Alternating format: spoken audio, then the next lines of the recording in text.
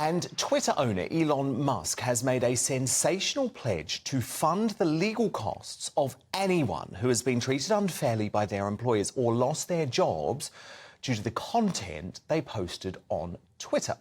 Self-described free speech absolutist promised that financial assistance from his platform would have no limits, potentially opening Twitter up to an avalanche of claims from around the world.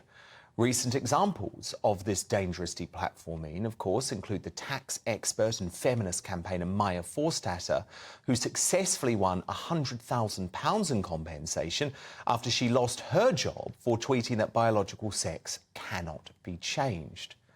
So, Neil Oliver, you are our very own free speech champion here at GB News. But I think rightfully, though, you do have some suspicions about Elon Musk, who, of course, a billionaire with a heck of a lot of power. However, Neil, this, on face value, to me, looks like a quite extraordinary offer, and a positive one. Do you agree?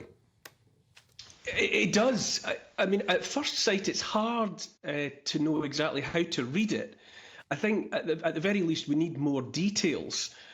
You know, exactly what does he mean? Is he talking about paying the legal fees of anyone who lost their job or suffered somehow on account of something they posted on Twitter since he took over in whenever it was, October last year?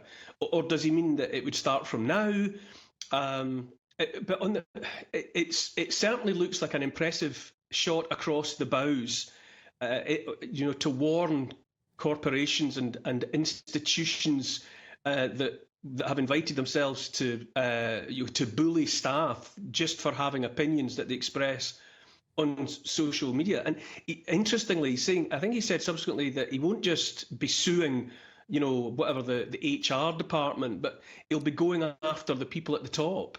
You know, that he would be keen to go after the boards of directors of the corporations that have taken that kind of punitive action against their employees. And you would think that the threat of that kind of action being underwritten by somebody with the financial clout of Elon Musk would tend to cool the jets of, you know, social justice warrior CEOs. So we could be standing at a crossroads. This could be a significant turning point in the battle for free speech. But you also, when I look on at it, I can't help but be anxious about the fact that these billionaires, these multi-billionaires, have apparent almost delusions of divine authority, that they can exert so much influence when, after all, they are just individuals.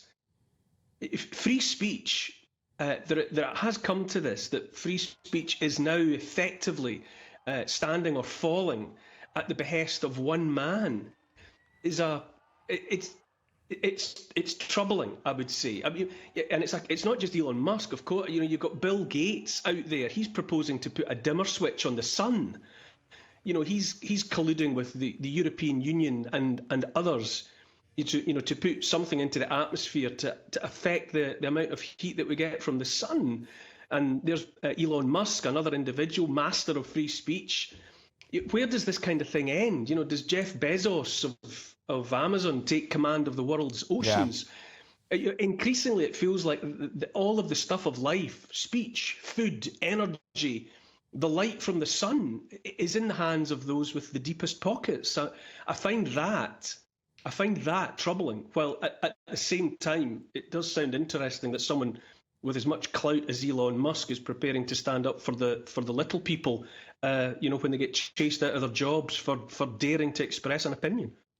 Well, yeah, indeed. And I do think, Neil, it is disturbing, the amount of power held by these billionaires and these social media companies. But at least we see someone potentially trying to use that platform as a force for good. Because obviously, Neil, over the past couple of years, we've seen the complete opposite, haven't we? We have seen YouTube and Facebook and Instagram and the previous incarnation of Twitter actually conspire to shut folk down for either speaking a biological truth or questioning the impact of vaccines, which had a real impact on the health of previously perfect healthy individuals, or questioning. Remember in the early days, Neil, people like us got in huge trouble for even talking about the idea of China being responsible for a lab leak when it came to COVID. There continue to be pile-ons and all sorts of, I suppose, misuses of social media. And as you rightly point out, I mean, another example was the way, we know that Facebook and others colluded. Now, they openly colluded with the intelligence services in the United States and with the Biden administration to quash any talk about the Biden laptop.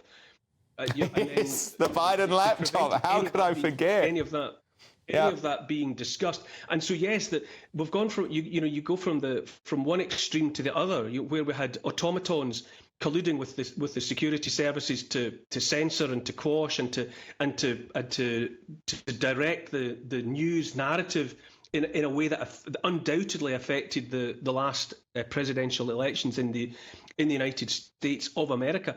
This is what I mean. This is why you have to pay attention. I think we can't just stand by while these elements of life are taken by the scruff of the neck by anyone who can afford them. That's the part of it that I find troubling. We are entitled to free speech, not because somebody who's rich enough is prepared to defend a right to do so, but because we have the right to free speech. Full stop. If only that were the case on most of social media, Neil Oliver. Look, Neil, great to have you back. We missed you the past couple of weeks on your show, Neil, back 6 p.m. Saturday night here on GB News.